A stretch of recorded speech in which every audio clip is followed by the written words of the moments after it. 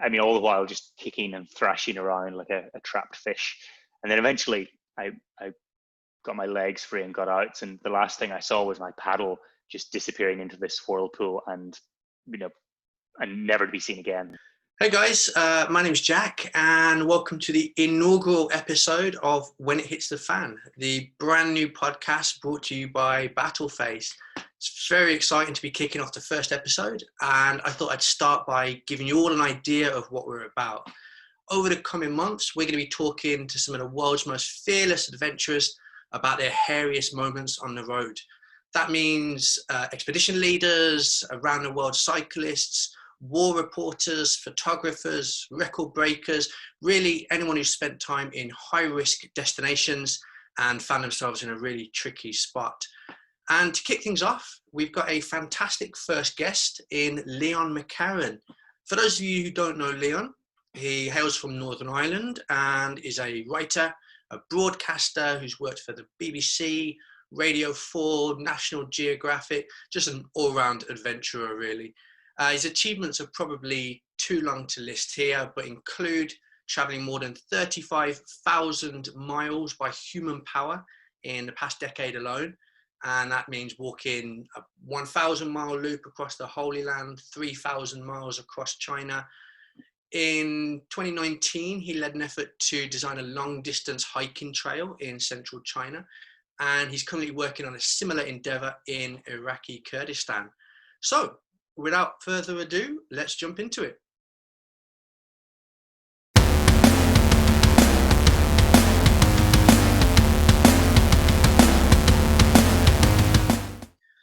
So, Leon, I became aware of you through the Iraqi Kurdistan walking trail project. Is that still ongoing? What's happening with that? Yeah, absolutely. It's on a hiatus, as the entire movements of the world are at the moment, but we will be back out scouting more trail. And currently, we're aiming to create the first long distance world-class hiking trail in Iraq. It'll be so far just under 200 kilometers across the Kurdish region in the north, and we hope to expand it over the next year or so. And so plenty more work to do, but we're making good progress, and it's just the most, as you can imagine, from that part of the world, huge depths of history, so much culture, faith, natural beauty, hospitality. It's a wonderful place for it. Absolutely. But as I understand it, then your story of kind of when it went south traveling is not in Iraq, but it's actually in Iran. Do you want to set the scene for us and kind of tell us, what you were doing there and everything? Sure. Yeah. I'll preface it by saying I was a little younger and, if it's even imaginable, more sort of stupid than I am now. And I'd set off to Iran in 2014 to follow the longest river in the country from source to sea, which is a river called the Karun. And it starts way up in the Zagros Mountains on the flanks of a peak called the Zard Ku, which is about 4,800 meters, something like that. So we started our journey, two of us, at 3,500 meters, and followed this river all the way down to the Persian Gulf. And it was a wonderful way to see that western part and mountainous part of Iran. And it took us 6 weeks or so, and we started in winter, and had all sorts of adventures. We were remarkably unprepared. We actually thought we were reasonably prepared, but a river expedition in Iran is not an easy thing to pull off. We'd had a few hairy encounters already before we got to a beautiful but quite fast flowing section of the river. The coming into the end of the top third of the river, and it'd been very hard to get any advance information, so we really didn't know very much about it, but we knew we'd go into these big deep gorges, and once you're in those, we were in these inflatable pack rafts. Once you're in those, there's no way out except with the flow of the water. And we scouted as much as we could, but there were a couple we went into and they were pretty hairy. And at one point I remember diving around this corner and just seeing all sorts of very aggressive white water that I was definitely not qualified to be heading into my little plastic boat. But you can't just stop in the middle of a river. So I was carried down towards it, and I think actually before I got to the really nasty part, I made a mistake on a simpler part because I was obviously overly anxious about what was coming up, and I ended up getting flipped in my boat and then pinned against a rock with a whirlpool, and I was underneath water for about 30 seconds, which isn't long in the real world, but when you're under the water with your feet, and I had these big boots, I'm sure. Yeah. Oh, it's a lifetime. The first half of it was spent trying to figure out how to get out, and the second half was, as they say, the cliche of having other moments of life kind of flashed before your eyes. And I mean, all the while just kicking and thrashing around like a trapped fish.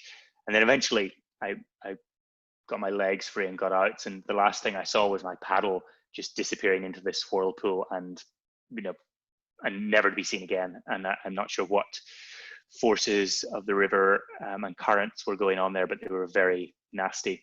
And then my friend Tom came along behind, and I sort of swam downriver a bit and got out, and we were pretty shaken up. And I was now in another cliche of being quite literally up the creek without a paddle, and we had to figure out what to do. So we managed to paddle both down in Tom's boat for a while and scramble out onto a hillside, and we were really in the middle of the countryside. And the very first car that we managed to flag down was a taxi driver called Mehdi, who thought it was hilarious that this had happened to us.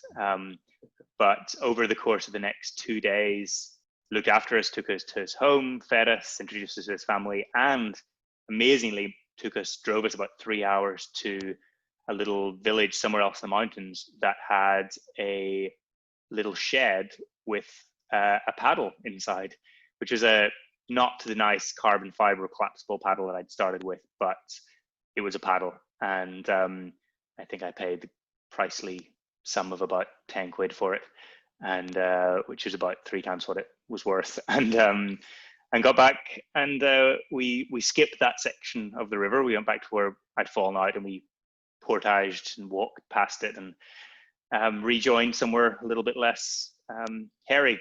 Wow, and you continued got on. back And that horse then. I mean, the temptation must have been there to be like, okay, I think that's my paddling days over for this trip, and let's walking or whatever it was.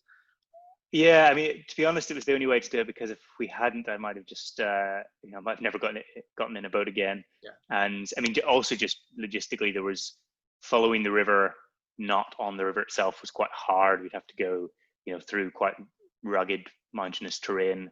And so we kept going. And now I look back on it as a wonderful lesson to myself to not be so careless, because it was a very, it would have been such a silly, I don't like talking about potentially dying on trips, and I very much try to avoid that, but it would have been such a silly way to get dangerously injured or to die, because there was no need to be in that situation. So I've learned quite a lot from the sorts of risks I'm willing to take from that experience. And I also, in my hour of need, I found people who were willing to drop everything and look after me.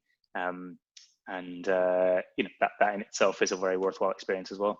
Yeah, absolutely. And I mean, from my time traveling, this is something I've found time and time again, that wherever you are in the world, I mean, of course there are, there's always a certain segment of people maybe who don't have your best interests at heart, but you can almost always guarantee on just, the kindness of people who you will never see again, to sort of see that you're in trouble and, do their best really to kind of get you out of trouble. And from what I've heard, kind of, Iran is famous for that, really. The levels of hospitality there are just absolutely incredible. And, people, they care about you and they want you to get out safe the other side. And, it does kind of restore your faith in human nature, really.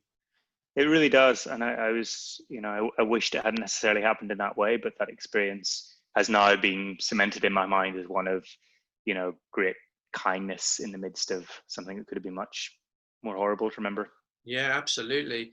And I mean, are you a more experienced or proficient kayaker now? Is this something that if you were going down the same river, you would recognize, okay, this is not a part of the river we want to go through? Or, or was it one of these incidents, well, okay, yeah, in hindsight, you can say it was a bad idea, but actually looking at it, you wouldn't have known it was potentially deadly?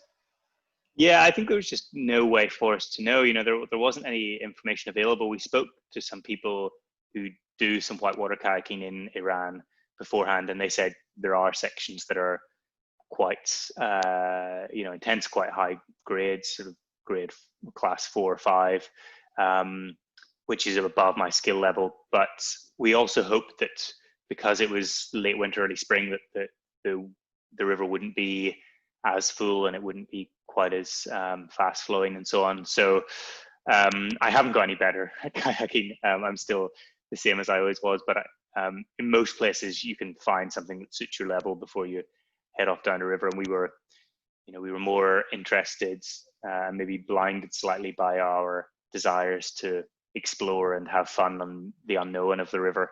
Yeah. And we maybe overlooked the risk of being somewhere that was, tangibly dangerous. Sure, but I suppose that sense of risk is something you're much more aware of now. In terms of putting yourself in these situations and taking a second to think, well, actually, once you have an experience like that, which just sounds absolutely horrifying, you come out of it the other side, I guess, a kind of smarter traveler. Yeah, I mean, it's a funny thing. Some of the attributes that I've developed for working and for traveling have come out of making terrible mistakes and being very fortunate to not have more long-lasting impacts of those things. And so it's an odd thing to think about, because I would never recommend that anyone else goes off and makes terrible mistakes. It's better to get things right the first time around. But yet, if you do, and if you're lucky enough to come away from those things unharmed, then actually they quite often shape you. And so these days, I'm much better at mitigating risk. I think risk's an integral part of travel and adventure and a lot of most exciting parts of work. But it's risk with awareness. It's not going and doing something completely daft because just because you can. Yeah, absolutely. Wise words. Obviously, Leon, you're a very keen hiker. I could kind of list the amazing walks you've done, whether it's across the Holy Land or across China. And I know you've done many more, whether, on bicycles or kayaks and all the rest of it, which are obviously not on foot. But we wanted to hear from you your top 3 essential items that you would take on a hike. So the things that, you've either been on a hike and gone, I really wish we had this right now, or you've consistently taken with you on every hike because at some point you are going to need this particular thing. So what have you got for us? Yeah, well, I mean, hiking is wonderful because you're much less likely to fall out and get trapped in a river. I think that's one of the glorious things about it. But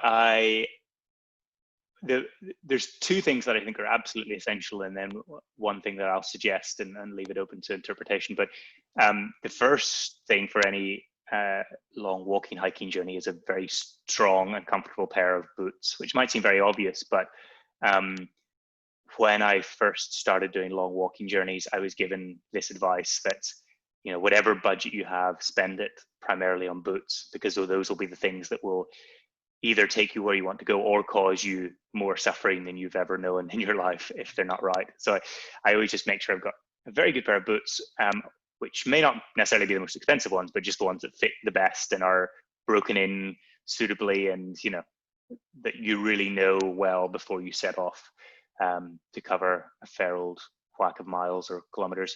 And the second thing connected to that is a very comfortable backpack or rucksack, because equally that is something that will just cause untold suffering if it's not right. So those 2, everything else, you can get away with wearing just about, in most moderate climates, at least, any clothing, all your other equipment, you can kind of figure out a way around most problems. But good boots and a good pack, that's it. That's the ticket. And then it's the thing which is supporting your weight, and it's the thing that you're supporting on your back. So I guess those 2 things are primary. You can experience bad weather, etc. But boots and a backpack, absolutely. I mean, it's kind of, you can't really try and save too much money on, perhaps. No, you can't scrimp on them. It's there's other things where you can cut corners, but not those 2, in my humble opinion. And the third thing I would say, certainly for me, is I always bring one item which is not necessarily essential to the goal of walking, but which I guess you could call it a luxury item, which I enjoy, and it reminds me of home, and is nice to have something that isn't just totally essential and functional. But I also bring something that I feel can ingratiate me to people that I need, and sort of fun and silly. And so what I bring is a tin whistle, a little Irish whistle thing, which I grew up growing up in the north of Ireland. I could play, and so I have it, and it's a brilliant thing to have, because you meet some new people, and you're all exchanging stories, you're getting to know each other, and it's very fun just to be able to whip out this tin whistle, play a little Irish tune, and people either think you're kind of ridiculous or they think it's kind of cool. But either way, it's a nice little touch of something different. It makes you unique and makes you memorable. It's a nice icebreaker, and it weighs next to nothing. It's just a little piece of tin, and so I not everyone will want to bring a tin whistle, but there will be, most people have got something that they could fit in a backpack that is unique to them, and just to something a little bit different when you meet people and remind you of home. Absolutely. I mean, it's not all about surviving, you are going away for the experience, so also taking something which is personal, which brings enjoyment. Like you say, it takes up almost no space and carries no weight. I mean, there's very little arguments against taking something like this. It's also, a tin whistle in particular is very good to hide some money inside. You can roll up a few dollars and stick it inside the bottom of the whistle, and you just have to remember to take them out before you play it, otherwise it gets covered in spit. But I mean, things like that are wonderful, and you're absolutely right. It's not about, unless you're one of these big hardcore expeditioner people who are trying to attempt some sort of world first across Antarctica or something, most of the time there's room for stuff that makes your life not just more functional, but more enjoyable as well. Yeah, absolutely. Fantastic. Well, thank you so much for joining us this afternoon, Leon. Pleasure. We will put your details in the video description, so people can follow you on either your blogs or your YouTube channel. I'm not sure if you have a YouTube channel. I do. I don't use it that much. Sort of social media and website and that sort of stuff. We'll give your social media details, and brilliant. Fantastic. Thank you so much. All right. Thanks a million. Really appreciate it. Bye-bye. So that's all we've got for this month, but we'll be back soon with more tales of adventures from the world's greatest globetrotters. If you enjoyed this video, we'd love a like below, and of course hit the subscribe button if you'd like to be notified about the next episode. We've got some great guests lined up in the coming weeks, so we're really excited about bringing you those interviews. But that's it for now. Thanks for watching. Bye-bye.